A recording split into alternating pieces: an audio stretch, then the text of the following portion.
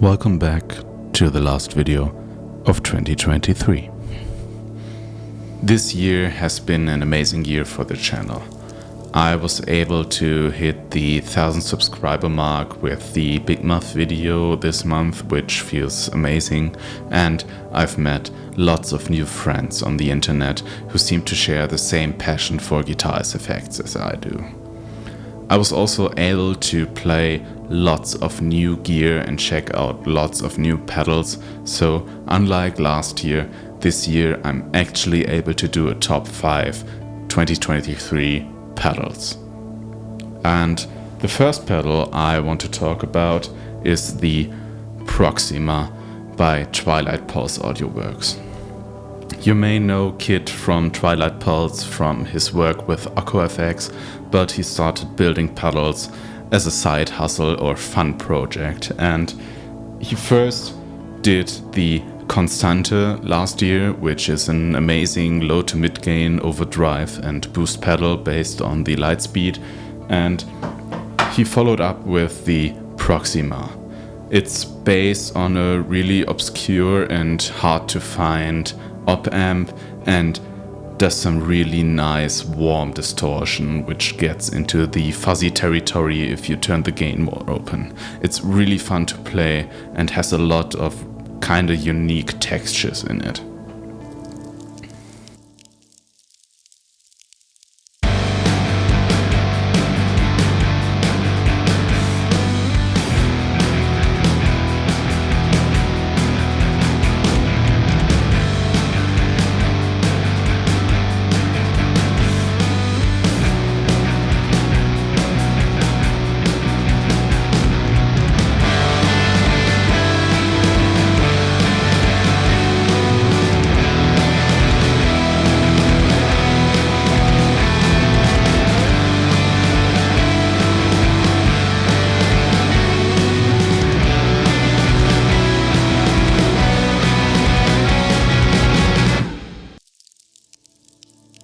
If you know me for a bit longer, you know that I don't only like big muffs, but also love reverbs or delays. And the next pedal on my list checks those two boxes for me. It's the Loki by Fjordfuzz. And this thing is a lo-fi ambience machine. It does some really cool tape wobble, it does some modulated reverbs and modulated delays, and if you turn the feedback up, you get some really cool self-oscillation sounds, or you can control it on the edge to self-oscillation, which is truly magical to me.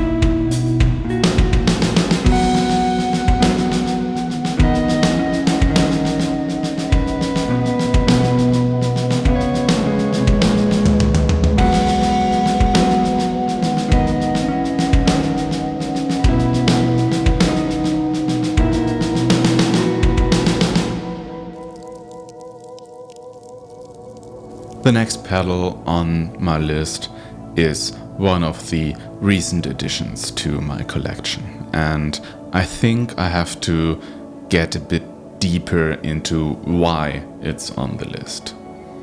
Last year I started this channel and doing demos for pedals, and the Part Garden by Alec from Mask Audio and Ian from Collector Emitter is one of the first pedals that I've ever shown on this channel.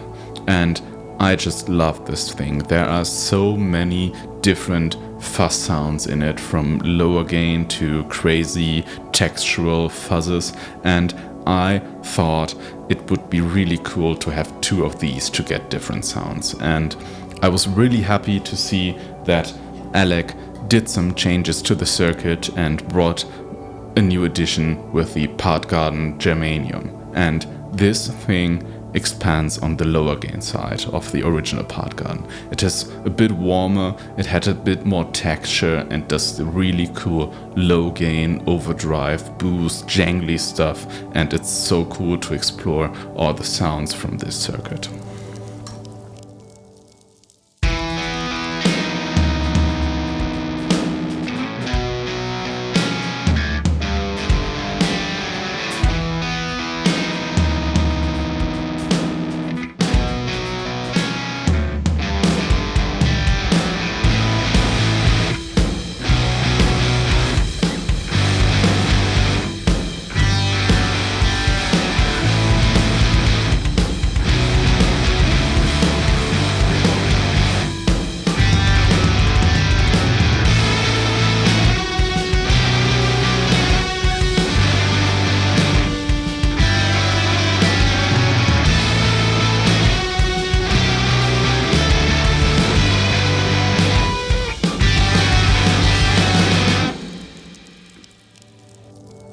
Now there's just 2 more pedals on the list, and it's really hard to pick a favorite, so they kinda share the first place for me.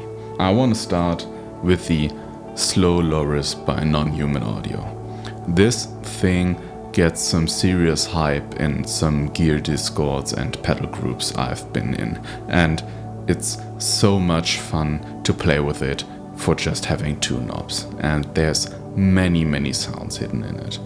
It's kinda hard to explain what it really does. I think it's like a volume controlled, modulated slapback device. So if you play harder, you get more modulation, and you can kind of fine tune the time and depth of the effect with the 2 knobs.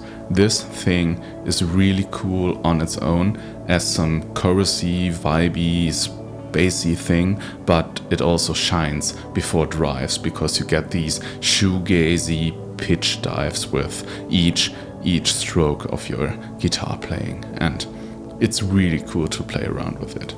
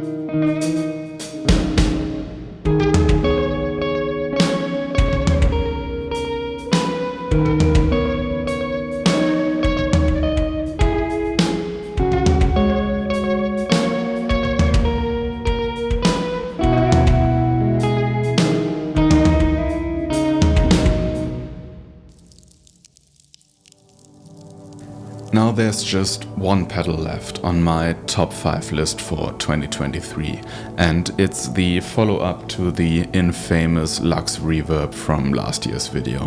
Ben switched names to Codex Audio because he's building guitars now, but he also brought us the GFX 91W delay, which is the coolest small form factor delay I've ever played. You can have up to 5 presets on it, it has tap control, it has some tails, and you get those sliders to change certain parameters. And my favorite ones are the dampening and the H sliders, because you can get from really clean and pristine delays to some dirty, old, wobbly tape style delays in seconds. And that's really dope, and I can't wait to see what's coming next from Ben.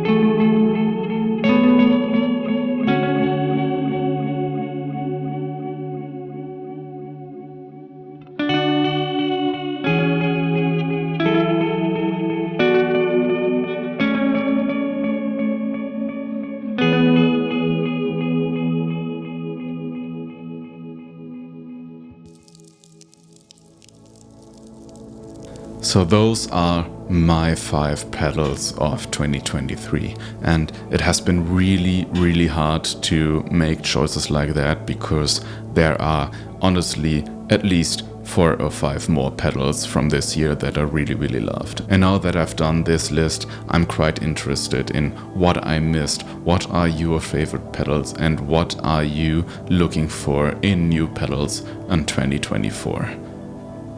Let's have a discussion in the comments down below, and see you in the next one. Bye.